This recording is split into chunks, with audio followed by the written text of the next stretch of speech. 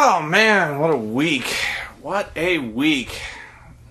It's been a weird one. I've been at the throats of people following me on Twitter. I've been arguing with Angry Joe. I've been at odds with Brad, the cinema snob. Man, it all started with the Expendables. It's weird, man. The moon must be out of alignment. There's something weird, fundamentally wrong with the galaxy that I thought we were really similar, he and I, and we could not have come down on opposite sides of this thing. And so, I think I'd like to follow up on my thoughts on the Expendables, and how I probably am going to end up repeating myself a little bit, because this is about as close to a recant of my previous review as you're likely to get from me. I hate doing this. When it comes to a movie like The Expendables, it's targeted towards a very specific audience. And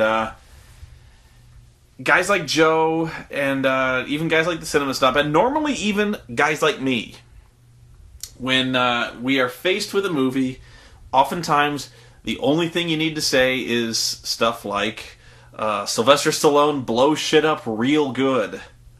And you're only like you're preaching to the choir when you start adding guys like Mickey Rourke, Jason Statham, Bruce Willis, Jet Li. You're spicing it up. You could in fact you could just say Jet Li blows stuff up real good. Jason Statham blows shit up real good. It's not always a surefire winner, but yeah, most times I would say I would be willing to say, like, look, you check your brain at the door, you watch your stupid fucking action movie, and there you go. It's The Expendables. What do you want? In this case, my complaints against The Expendables pretty much fall squarely on the fact that, it's very poorly technically executed. It's not very well shot. It's not very well photographed, and it is terribly, terribly edited. I found the action to be shot way too close, shot way too shaky, and edited way too fast and frenetic to be clear at all what is going on, who is getting hit, who's getting shot, who's getting killed. It was too dark, too muddled, too hard to follow, and action to me is no good if I can't see what the action is. My main second complaint was, even it's a derivative, pointless movie, derivative even for Stallone, derivative of movies Stallone has made. In fact, the last movie Stallone made, or a very recent one, it's almost the exact same movie as Rambo, except where Rambo has a few more friends. And so, I think even in that regard, in terms of big dumb action movies, it is a failure, because it's nowhere near as good as the movies it's trying to emulate. Any one of the movies that these guys are from, in fact, I was trying to think, like, what movie would I suggest you watch instead of this? And really, I would pick one of the stars of this movie, pick one of the action movies that he was in the 80s or 90s, and you have a better film. This, to me, was like the Major League Baseball All-Star Game. Or the NFL All-Star Game, the Pro Bowl. It means nothing. You get a bunch of stars together, running around at half speed, not really accomplishing anything, and the end result is completely and totally pointless. Sure, you're watching football. Sure, you're watching an action movie, but they're not at their best. They're not competing like anything is at stake. It's a cash-in. And that's all it ever is. That was my point with The Expendables. It was a bunch of old, washed-up action stars getting together and having a little bit of fun. And it's just not as good as any of their previous outings. And that was it. And when it came to Scott Pilgrim, this is where it gets good. I normally don't do this because I don't want to be influenced by anyone else's opinion. But it's been a while since the movie came out. I was going to go see it with Scarlett, so this was the first chance we had to go see it together. So it's been a few days. And besides that, I heard that Brad was kind of talking about me in his Scott Pilgrim review, and so I went and I saw it. And I probably shouldn't have, because I'm sure a lot of people will say that my entire review now is purely fueled by wishing to be contrarian to what Brad said. I assure you this is not the case, because I came out of Scott Pilgrim vs. the World and I loved it. I absolutely loved it. In fact, it is the polar opposite.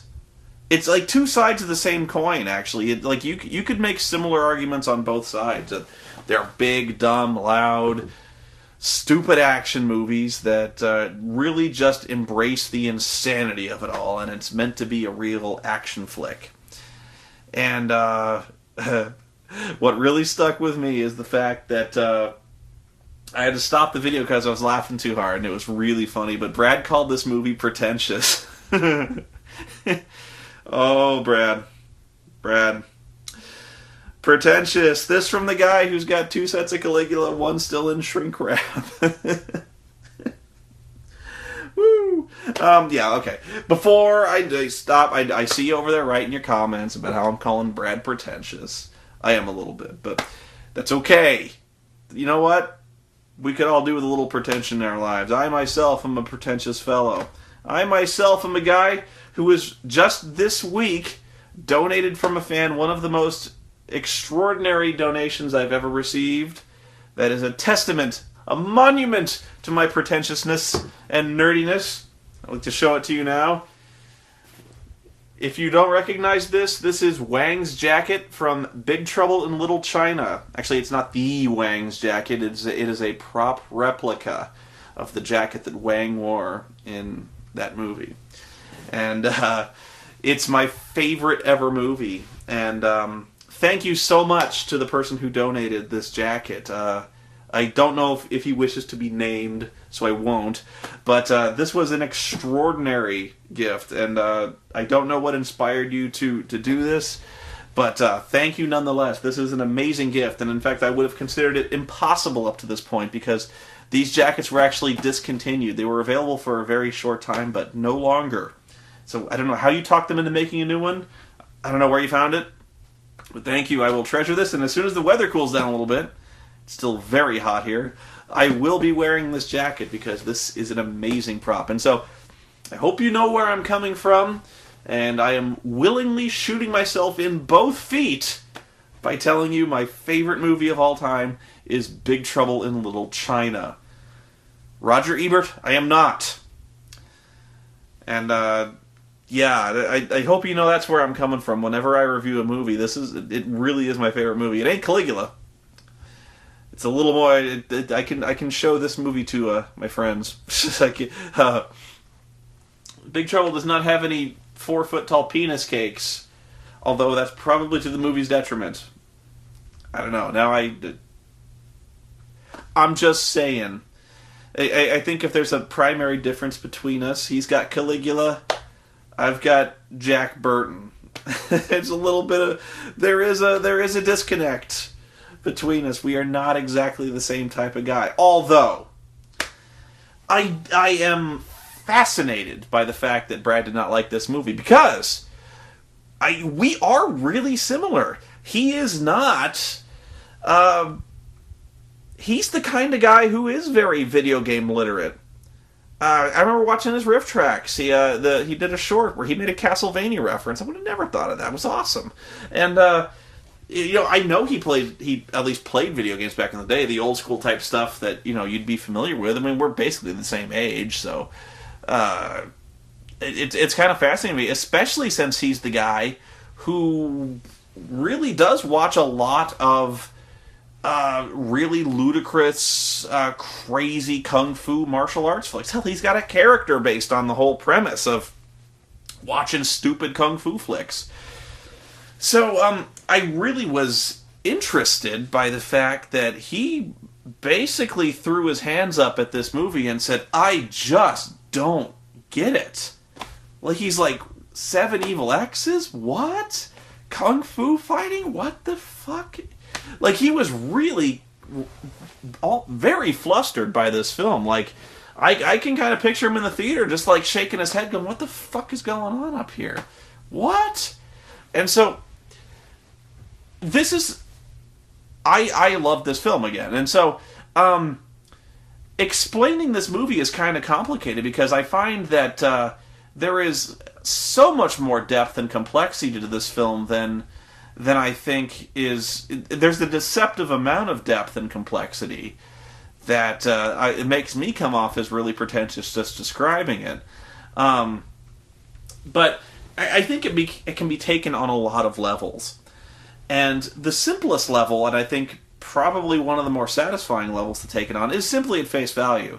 And that value is simply no more weighty, no more pretentious, no more serious than a Jackie Chan martial arts flick.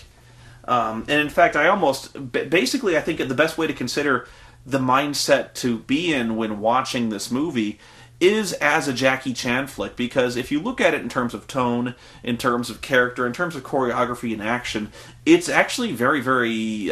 it fits in terms of a Jackie Chan flick.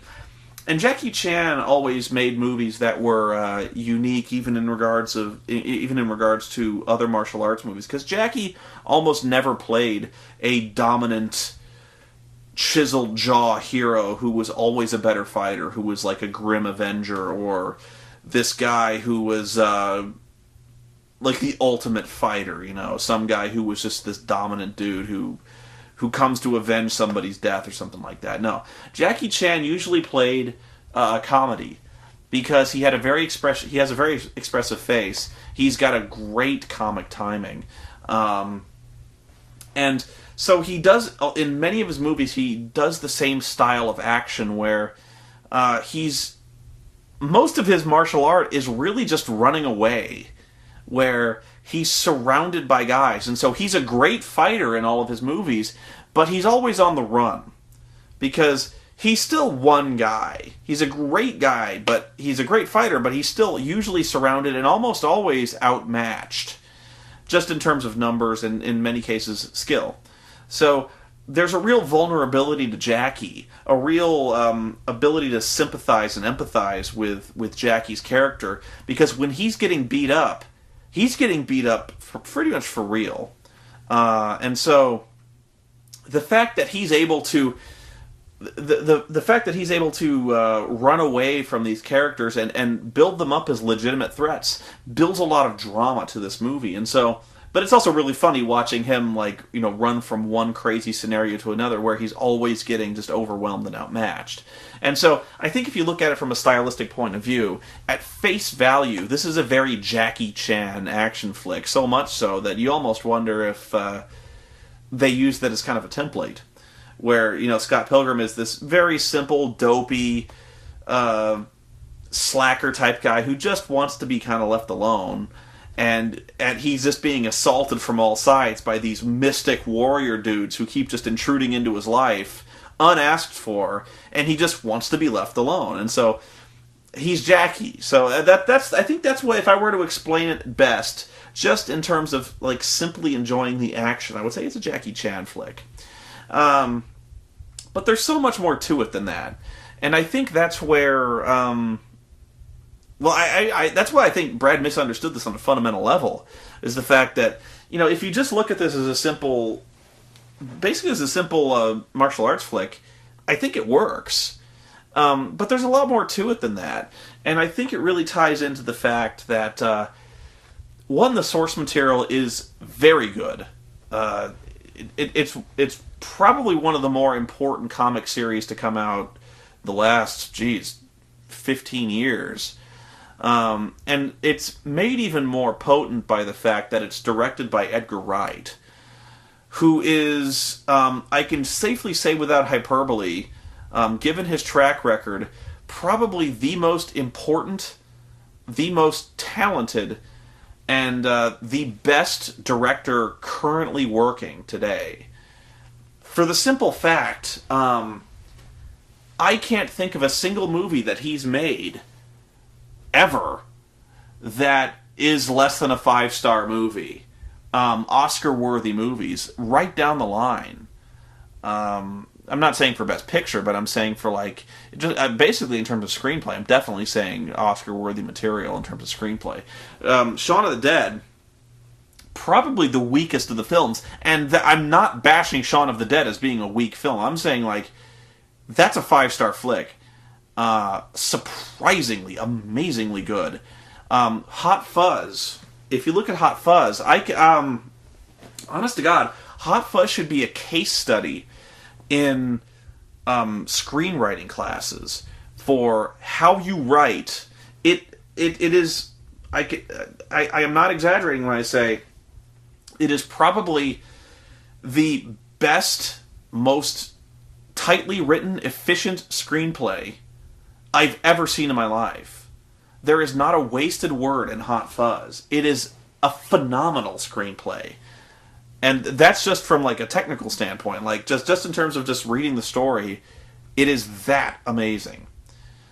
So, and pretty much every time I go, and like every time Edgar Wright makes a movie, and I make my top 10 list of the year, if it's not number 1, it's top 3. I think Hot Fuzz actually topped my list of that year when it came out. And so, this film,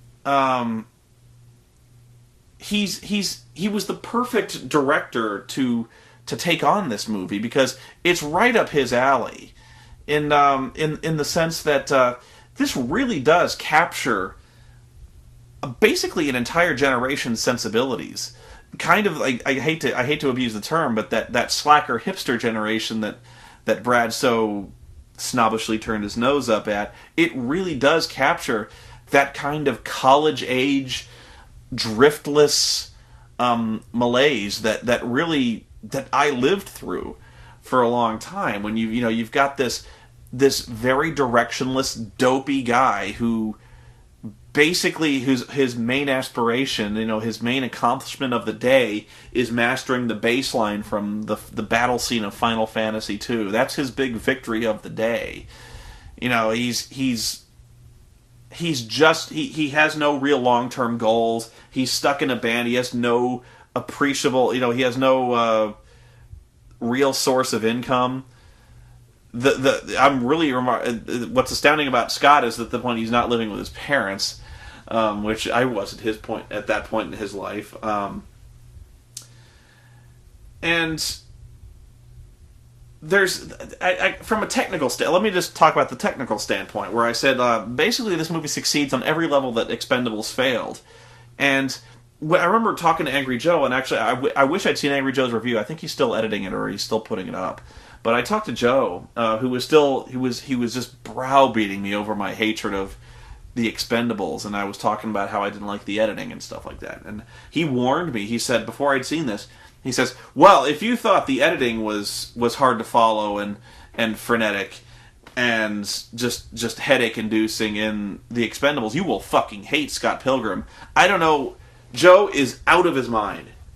Dead wrong. Just wrong. Out of just insanity to think that. Because I was watching Scott Pilgrim specifically to compare the editing technique, the cinematography, the composition of the various shots. It's night and day different.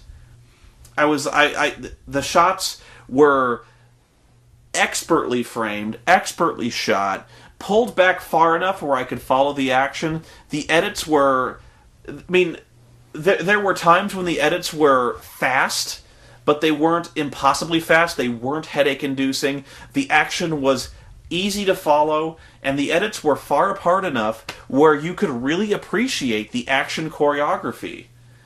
You could tell who was getting hit. You could tell what was going on. You could tell where people were in relation to each other. You could see actions. The hits felt impactful. They felt kinetic. They felt like they hurt. The action was exaggerated enough. Scott Pilgrim vs. the World embraced the absurdity of the action that was going on in a way that was fun, that was exciting, and where Expendables simply, it was trying to have its cake and have its drama too.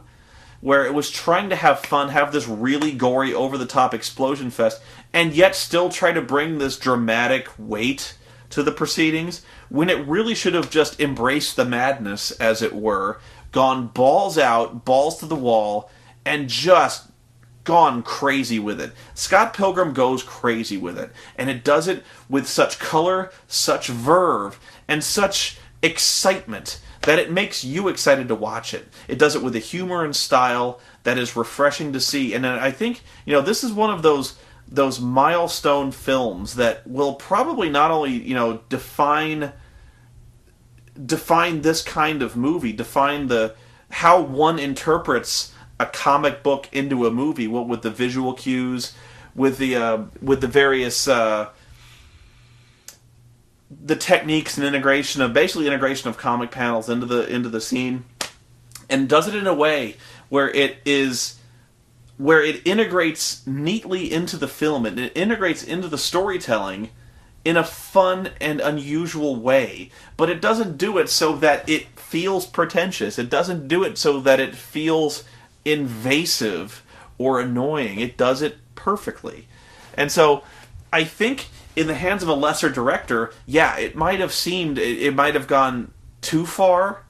It might have gone too cutesy. It might have tried to emphasize too much on the various in-jokes, or maybe not even gone far enough, and they tried to tell it with much less in terms of that. Now, there were a few duds.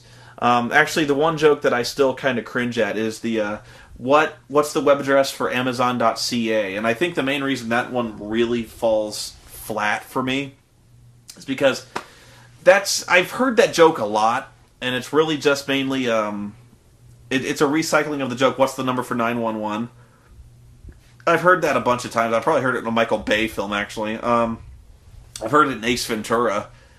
Actually, was it Ace Ventura? I don't know, but I've heard that joke a lot, and so I was just like, ugh, ooh, that joke hurt, ow. A lot of people bring up the pee meter as some kind of like turn your nose up at the pee meter thing, and I'm like, it was one joke, let it go. If you didn't like it, you didn't like it. I don't know. That was kind of a strange thing to set up as this movie sucks and this is why. I also thought, and I'm going to get into what I thought were deeper levels of this film, and I'm probably going to try to counter why Brad didn't like, and why I've heard a lot of people don't like this story. I'll get to that in a second, but one thing I do have to talk about is another thing that I really liked over this one was the fact that the casting in this movie was flawless. I honestly, I couldn't think of anyone else I would have cast in a different role than this flick. The casting, if there was an award for best ensemble cast, I'd give it to this as well, because a lot of people rag on Michael Cera for being the exact same character. I don't find that is true, especially not here. I think he's got a bum rap in that regard, but I'll bypass that one for now. I think what it is actually is the same kind of thing that there. Who's the guy in what's his name? Seth Rogen. Something about Seth Rogen makes me just want to punch his face a lot, punch it with a brick. And I don't know what it is. The guy just fucking annoys me. I think that's what Michael Cera does to some people.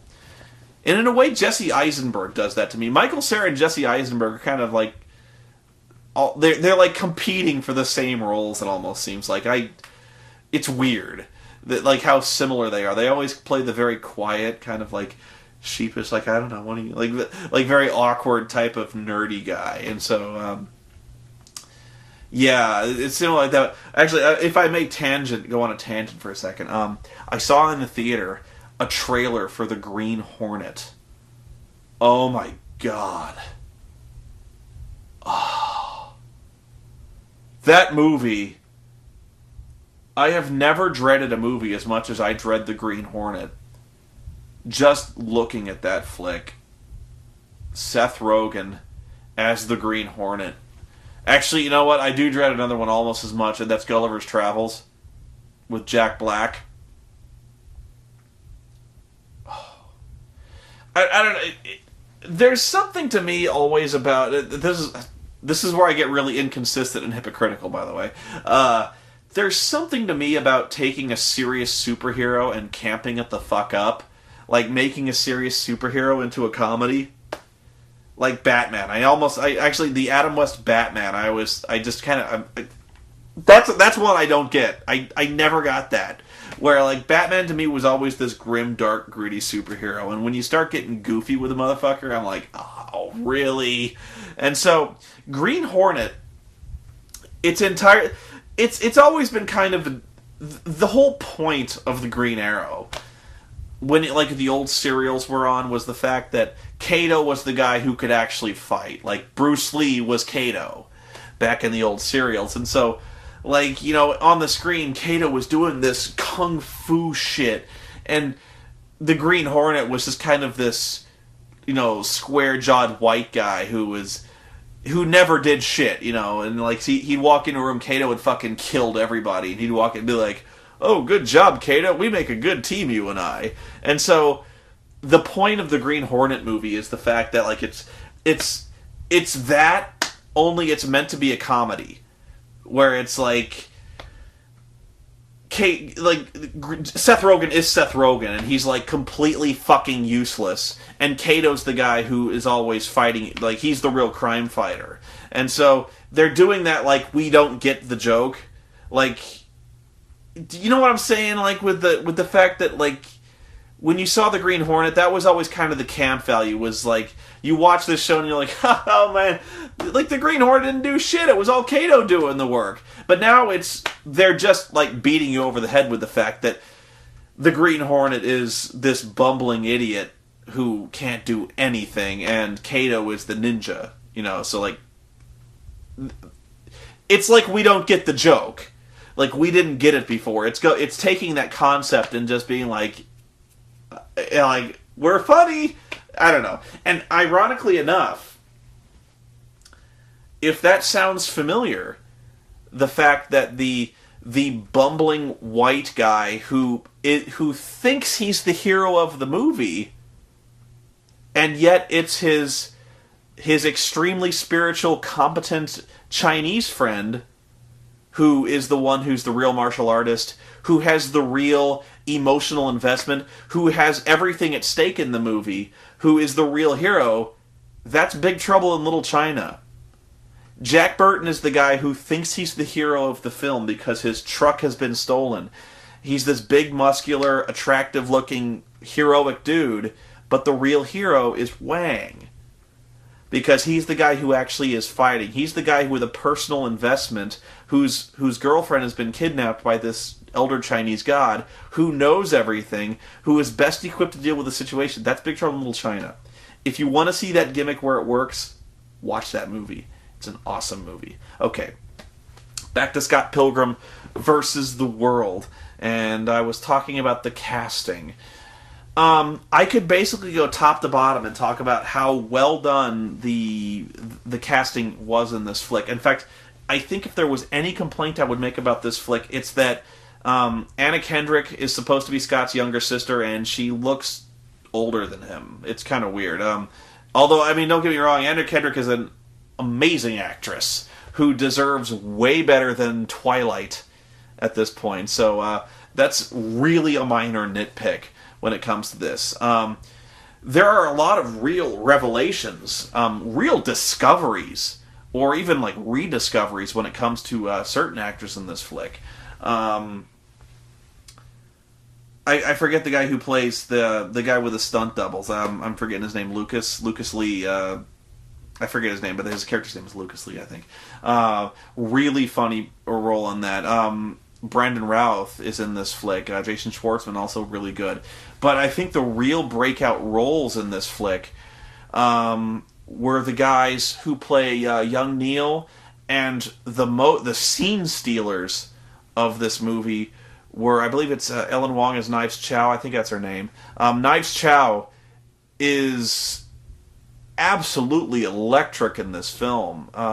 I've never seen her before, or at least never recognized her before, and I wonder why, because she is amazing in this movie. She really captures that role, and basically steals every scene she's in with her like incredibly expressive performance in a role that could have easily come across as really harping or annoying or just kind of peripheral. She brings a comedy. She brings a real wounded quality, and yet a real cuteness. So, she brings so many levels to this performance. It's really striking. Where it could have been played strictly for laughs, and it is played for laughs. But she brings a believable performance to what really amounts to kind of a kung fu movie. Kieran Culkin, who plays Scott's gay roommate, proves that not every gay character in a movie has to be stereotyped, who has to be a flaming, lisping idiot who limp wrists fans everything and acts really stereotypical. He's a gay character who actually is probably the smartest character in the entire flick, who is also very, very deadpan most of the time, who underplays, basically, perfectly underplays the entire scenario, who could have easily come across as flaming, could have easily come across as really hyper-energetic, could have really beat us over the head with the gayness of his character, you know what I mean? Who really could have come across as a very, not Dharma and Greg, what's the fucking show with the... I can't remember. Could have been really annoying. What other characters am I thinking of? Shit. Envy, the blonde chick, Envy. I also thought the super vegan was Brandon. I think it was Brandon Routh was the super vegan. I think Tom Jane does a cameo in this movie as the vegan police. Perfectly cast, top to bottom, and so I think everyone in this ensemble cast got their chance to shine, and it's a rare movie that's able to do that, where you could basically watch this film basically watch this film and focus on one character at a time to really savor the performances that they turn in this flick. I mean, I really think you could watch Kim Pine, the female drummer. There's a lot of subtlety that goes on in her performance, believe it or not, and there's a lot of subtlety that goes on in this movie. So I think when you watch this film, it's kind of striking how much these actors really invest into their characters, because they really do have a lot of entangling emotional issues in this film. And so I think that's what I'll close with is talking about how a lot of people, I think, misunderstand this flick. And again, this is where I get pretentious, where a lot of people say they don't like Scott, they don't like Ramona, and they don't agree with the way that these characters they don't like the way these characters behave. They think Scott is basically a douchebag who treats women like dirt, who is immature, selfish, and Ramona is this distant, cold, borderline bitchy character who seems very unemotional, and that was intentional. I hate to play that card on you, but you didn't get it. That's the point of this movie, is the fact that this is a story about emotional maturity, about Scott and basically everyone coming full circle and really discovering once and for all, kind of an identity. At the beginning of this film, Scott is this drifter character with no prospects, no real direction in life. And the reason he's dating Knives Chow, this basically underage high school girl, is that he says, I like it because it's simple. He likes it because it's not complicated. He doesn't have anything, there's no intimacy in the relationship, and when in fact intimacy is introduced into the relationship, he gets terrified by this. Not because it's illegal, probably because it's not, but because it's on a level he can't really control. He likes it because he can dictate the pace of the entire relationship.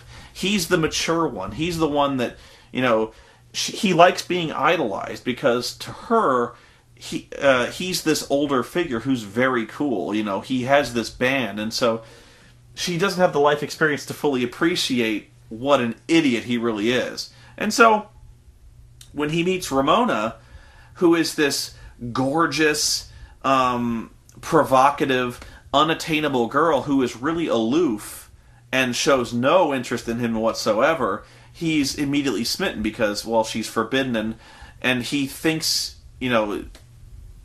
he has to give it a shot. So, over the course of the movie, yeah, he is a douchebag. He waffles a lot. He doesn't know what he wants. He doesn't know what he's interested in, and he doesn't know how to treat people. He is emotionally immature. He's basically emotionally retarded, and he's kind of dim-witted, but he's essentially a nice guy. But everyone around him realizes that he's kind of an idiot, and they're just waiting for him to get a clue. And that's what the point of the movie is the fact that, over the course of this movie, he gets, he treats someone like crap. He is in turn treated like crap by someone who's, a little bit more advanced in this, in the trail of life than he is when he gets dumped by Ramona. And he starts to realize, at the end of this, he starts to realize, he has to fight for what's important. He also has to fight to realize what's important. So this whole movie is really about, kind of life's journey and figuring things out. Figuring out, you're not the center of the universe. Figuring out, just figuring out what in the hell you want out of life. And so, when it comes to Ramona, yeah, she is really emotionally distant. She is bitchy in many regards.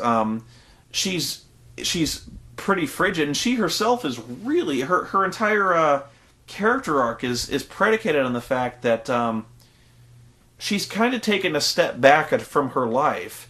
These 7 evil exes, she's wronged basically all of them, and it's her fault, and she's realized that. The reason her exes are haunting her so much is because, she's allowing herself to be haunted by the wrongs she's paid these guys. She was cheating on these guys. She treated them like crap. She started going out with some of these guys for the wrong reasons. She chose them specifically to be rebellious in some cases. So that's her character journey, is the fact that, she's starting to realize all this time that she's made a ton of mistakes. She has no idea what she wants. And so that's what she's trying to figure out right now. And so I know people even don't like the ending where they're like, and this is not huge spoilers, but they don't like the fact that they don't see much of a future in Scott and Ramona down the line. They don't like the fact that Ramona was the one who kind of wins out. Scott attains the princess, which, kind of goes back to the video game level theory. They're like, according to this movie, him and Knives have so much more natural charisma. They relate to each other on a much more real emotional level. If it seems like there's any kind of soulmates in this film, Knives and Scott are far more compatible. And again, I argue, perhaps that's the point. The fact that Scott is making a mistake. Scott is being blinded by kind of youthful immaturity, and Scott is continuing to make mistakes, and perhaps it's okay that he's allowed to make those mistakes, because you have to in life. You have to kind of go on this journey and make those stupid mistakes. You're going to hurt people. That's unavoidable. People do get hurt. That's just how life goes. And so it's learning to deal with that. When it comes to Kim Pine, it's she has to deal with this kind of thing as well, because you can tell there's a lot of pain in her life. Whenever she looks at Scott, she hates this guy, and so she kind of wants him to see once and for all what he's done to her, because he's all of these characters have this have these pains that they're dealing with, and so, in Ramona's case, it manifests in the form of these evil ex-boyfriends, but that's just a gimmick, and so, if you're wondering why, it doesn't seem like there's much of a future with Ramona, it's probably because there isn't. But so what? The point is, Ramona says to him, you're the nicest guy I've ever dated. You're what I need right now. And she's figured it out. She's figured out that right now she needs a nice guy. Now and forever, she's not thinking that far ahead. And neither is he. And again, that's kind of the point, is they're just figuring things out for right now. They're not making it too complicated, It's sometimes impossible. You can drive yourself nuts. Pardon me. You can drive yourself nuts, kind of tearing yourself apart about soulmates, about long-term commitments, and trying to figure out once and for all, this sort of long-term things. And so, what this movie is kind of saying is, just take it easy, figure things out. That's the big thing, is figure out what makes you happy right now, and the rest will follow naturally. And I think that's the point of the movie. And taken that way, I sound like a real woman right now. But you know what? I like this movie, so screw it. And again, this is not a referendum on, I'm not saying Brad's an idiot. I'm not saying Joe's an idiot. However he comes down on liking this movie. I did say Joe was a little wrong in describing the editing as being worse. He is wrong in that regard. But I'm not saying, if Brad didn't like this movie, I'm not saying he's wrong. I'm saying he didn't get it. And he said he didn't get it. This is the kind of movie where I'm a little surprised he didn't fully understand it, because it really does seem like it's kind of targeted at him. But you know what? He didn't. That's fine. And I don't think it would be unfair of me to describe this movie as being over someone's head, because it's not. I said I'm pretentious. I'm not. It's what I'm saying is, this is somewhat targeted at a subculture. And I think it really captures and defines that subculture. And it really speaks to that culture. And if you're not part of that culture, there's no explaining it to you. You're not going to get it. It's not over your head. It's just off to the side. It's... I could explain it to you, but perhaps there's no point. The other thing I really appreciate... I will close with this. The other thing I really appreciate in this movie is I am fascinated by... there's a lot of subtlety in just terms of a technical standpoint, and mainly I'm talking about the music. And just in terms of... I'll get back to the music, but in terms of... the fight scenes were all so different and so fun. This could have easily been a really repetitive movie, and it wasn't. Am I repeating myself? I don't know if I described this, but I found this movie it stayed exciting. It didn't get too repetitive. Every fight was unique, handled differently, and this could have easily fallen into a trap of being very repetitive, and it didn't do that. So it kept everything fresh and exciting. And I also liked how there's a lot of in-jokes, not only in terms of the terminology used, the band names, the character names in some regards, but there's also a lot of subtlety in the music and sound effects. I would actually be really interested to hear a director's commentary and even a music supervisor's commentary, because there's a lot of intricacies in that soundtrack. So many so that even I couldn't pick them all out, but I did recognize quite a few. You can recognize various video game references in there. I'm pretty sure... I actually could not pick out if there was any specific Clash of Demon Head musical cues from the game, but I'm almost certain there was. It would be insanity for them not to have that there. But not even going in terms of Legend of Zelda, but from movies, in fact, there were so many sound cues and musical cues from things like I picked out the Warriors. There was a musical cue from the Warriors during the I believe the Lucas fight scene where they had the stunt doubles, where they were all dressed alike. It really was evocative of the Warriors. Again, another really great movie, by the way.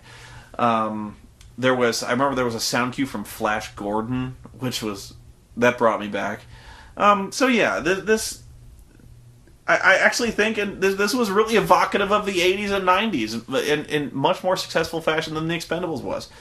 But yeah, I really love this movie. So once again, me and Brad, we are at crossroads here, and I don't know how we're going to resolve this. In fact, you know what? I do know how we're going to resolve this, because I cannot let this insult to Scott Pilgrim go unanswered, Brad Jones.